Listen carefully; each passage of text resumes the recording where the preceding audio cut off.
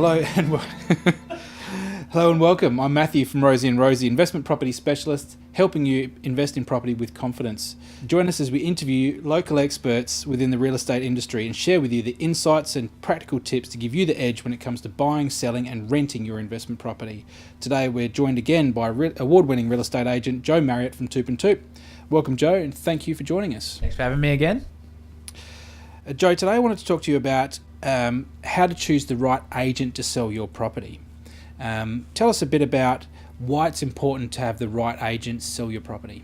Yeah, so look, at the end of the day, the agent who's selling your property is your representation. If it's your property, you want to be sure that the person who is selling that property has your best interest at heart and you feel comfortable with that person. Obviously, there's so many different people, different personalities and all those kinds of things out there at the moment that you're not always going to click with everyone. Mm-hmm. So someone might want to sell with me because we click really well, yet they may not, another person may not want to for other reasons. Mm-hmm. And everyone's got their own different ideas in terms of who they want to represent. Some only want females. Some only want males. Some want maybe someone with more experience. You know, there's agents out there that have more experience in real estate than I have life experience, for instance. Mm-hmm. Some want young, enthusiastic energy. Basically, you need to be sure that the person that's representing you has your best interest at heart so you can get along with them and that you can have those tough conversations. Mm-hmm. So realistically, it's about feeling safe with the person who's going to be standing at your house, representing your house and trying to get you the best possible price. Mm-hmm. Okay. So as a seller, what's the best way to approach finding the best agent for me? Yep. So there's there's quite a few different ways. One is realestate.com. There's definitely agents. If you go to the agent portal area, that seems to be fairly popular. I don't particularly love that all the time because usually that's generally just local agents. So person who sold the most. So you might get someone who sold 15 in that area. That doesn't necessarily they're the best person to sell your house. Mm-hmm. I have to feel that now with all the technology and with the amount of information that we get, sometimes an outer agent is actually more equipped because they don't have the concept already of, oh, I sold that house down there, so your house is worth this. Mm-hmm. Sometimes they can go, why do you think it's worth a little bit more? Or they'd be a little bit more realistic, and they're only worried about the sale of your house, not the next sale in that suburb. So realestate.com is definitely one. Referrals. Yep. Talk to your family and friends. If someone's sold with an agent before, just say, how was your experience? Ask them questions. If being informed is something that's really important to you, just go, did they call you after every open inspection? Did they let you know what the buyers were saying? At the end of the day, my job as an agent is to give you all the information, try and get the best possible price, but you got to be open and honest the whole way. Mm-hmm. So talking to family and friends, because everyone knows an agent. Yep. In South Australia, everyone knows an agent. Your brother's best friend's cousin's sister, is going out with an agent or knows an agent who sold his mother's house. So talk to these people and see what they say. They're not all going to be positive, but that's just like any industry, and just try and sift through that. Otherwise, if it's more of an agency, so you want a brand that's going to represent your house, because your house might be a big house or a small house, whatever the case is. You might think that brand is the best brand to represent my house. Then you can ring that company up, and most of the time they'll put you onto someone that they think is suitable for that property. So they're probably some of the things you can do. You'll always get stuff in your letterbox. I think until there's no more letterboxes out there, you'll always get real estate jargon from real estate agents. But it's about interviewing them and really being comfortable with them. Yeah, okay, sure. So getting into that interview, when you've narrowed, I guess, down your selection of potential agents, what sort of questions should a seller be asking an agent? So the general questions we always get, and they're probably the least important questions in terms of the sale of a property, but like a potential vendor will always ask me, what do you think it's worth? What is it going to cost me? Marketing, and what's your fees, right? They're actually three of the least most important questions. The questions I'd be asking is, how are you going to get that money? It's all well and good to sit here and say, yep, I'm going to get you this amount of money. How are you going to get it? Mm-hmm. What's your strategy moving forward? What are some of the things that I can do in order to maximize the sale price? What is the strategy that we're going to adopt? Is it going to be a private treaty? Are we just going to sell it? we're going to put a signboard out the front and that's it, or are we going to do an expressions of interest? Are we going to do an auction? Tender? You probably wouldn't do a tender in residential real estate, but there's different ways of going about it. What marketing collateral can we use? Because marketing is huge. That's what gets people in the door. And if you don't get people through the door, you certainly don't get any offers or good prices. So, what marketing material we're going to use, how are we going to do it? You do ask the cost because that's important, but when do I have to pay that cost? What's your database like? Have you sold in the area? And I'll ask them, if you know the area, even if they're an out of suburb agent, hopefully they've done some research before they've come and seen you. Sure. And if they have, that's even better because it means they've spent the time to prepare for it. So ask them, just go, number 43 down the road, that's sold as well. Even if you know the answer, ask them, see what they say. If they can tell you, it means they've done their due diligence early on. It means that they're probably fairly prepared. And that for me would be someone. So when I've sold my house interstate, realistically, the questions I asked her is, what's the strategy and how are you going to implement that strategy? That was more important to me because the process on how you sell that house is what's going to get you the best possible. Just asking for it won't always get there. Sure. Excellent. That's great advice.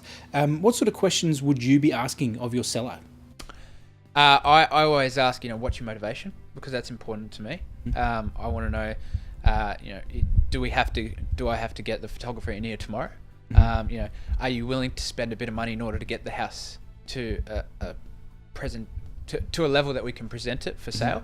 Because it's very rare that I walk into a house that it's ready for sale. No matter how good the house is, there is always stuff that needs to be done.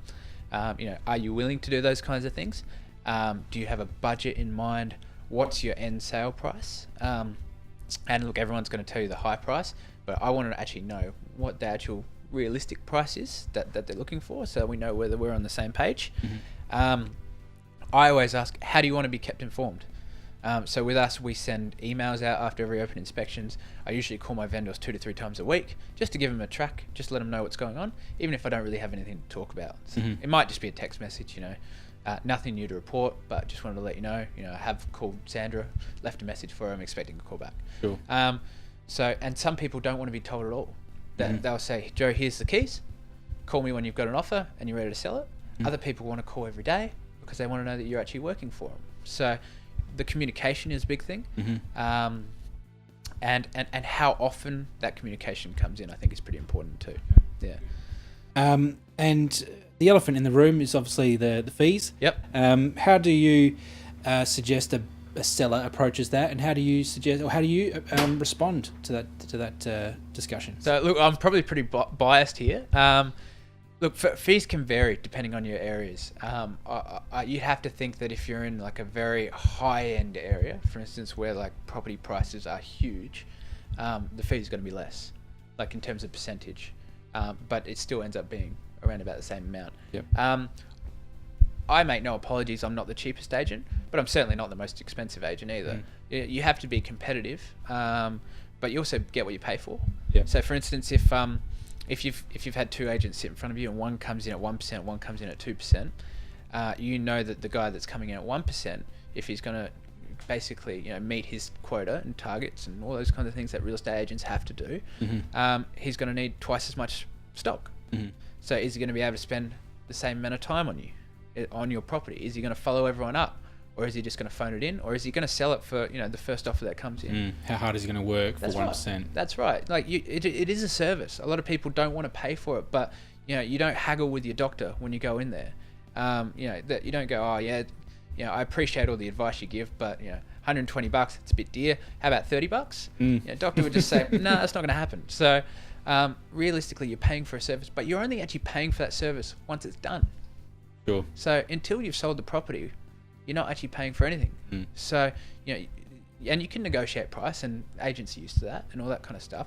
But there will be a level at which you just go, it's probably not worth me working on this property because I will provide this level of service to you. And if I start dropping it for everyone, then I'll have to do more for more people, and there's not enough time in the day. So I hear more bad stories about cheap agents costing sellers more than I do about expensive agents. Yeah, that's costing right. sellers more. So Well, and they've usually got processes in place as well. If you think about it, if a cheap agent, you might save $3,000 at the end, or let's say $5,000 at the end, but they're going to push for you to sell it for $20,000 less than what it's worth. You've actually lost $15,000, haven't you? Yep. So the end result has actually been worse, but you've saved $5,000. But then but that $5,000 doesn't come out to the end anyway. So it's not like you have to pay for it straight out of your pocket now. So making sure you're comfortable with the person. Ask them, what are you going to do? How are you going to follow up? Really take me through the journey. And look, if they can't answer, one of the things I say is, I'll give you my last 5 vendors. I'll give you their numbers now. Do you want to give them a call? We'll call them now. Yep. Here it is. And if they're like, I don't want to do that.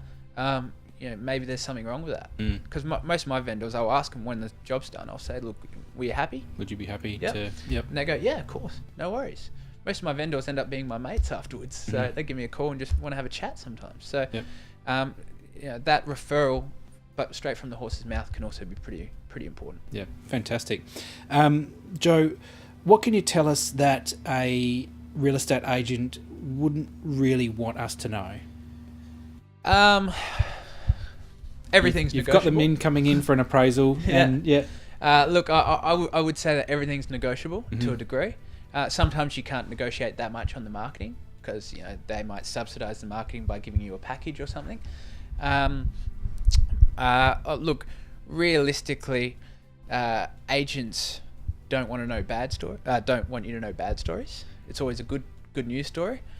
Maybe you could ask them, what's one that didn't work out, but how did you handle it? Because not everything works out how you plan it. We're all human.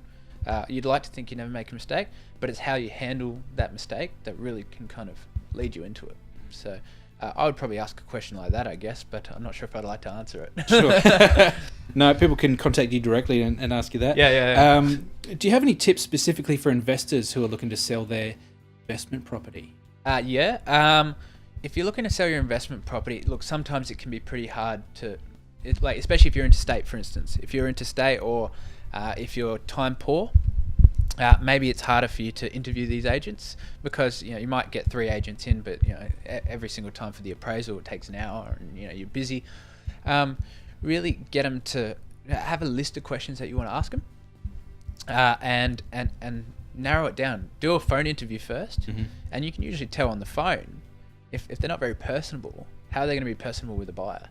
So if you don't believe that they're that great on the phone for starters, and with all these questions and can answer them fairly quickly, or at least with confidence, then maybe you can scrap that one off. Yep. And then maybe final 2. You obviously want to meet them, you want to shake their hand, you want to see what they're about, and then you can make your decision from there.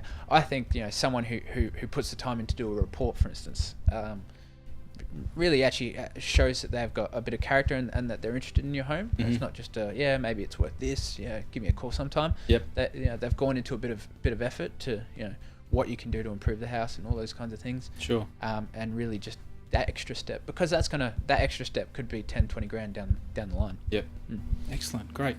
Fantastic. And thank you again for joining us today, Joe. I'm afraid that's all we've got time for now. But before you go, tell us how people can follow or get in touch with you. Yeah, so you can go onto our website, which is toop.com.au. I've also got a Facebook, Joe Marriott, Toop and Toop. Or you can go to my Instagram, which is Not Your Average Joe 1. Excellent. Thanks, Joe. We certainly look forward to having you back again. And thank you for joining us too. We hope you found Joe's industry insights to be useful. If you have any questions for Joe, I'm sure he'd be happy to hear from you directly. Similarly, if you have any questions, concerns, comments or feedback for us, please send them in. Comment below or email hello@rosieandrosie.com.au. We'd love to hear from you too. It's been a pleasure having you with us, but it's time for us to go. Until next time, I'm Matthew from Rosie and Rosie, helping you invest in property with confidence.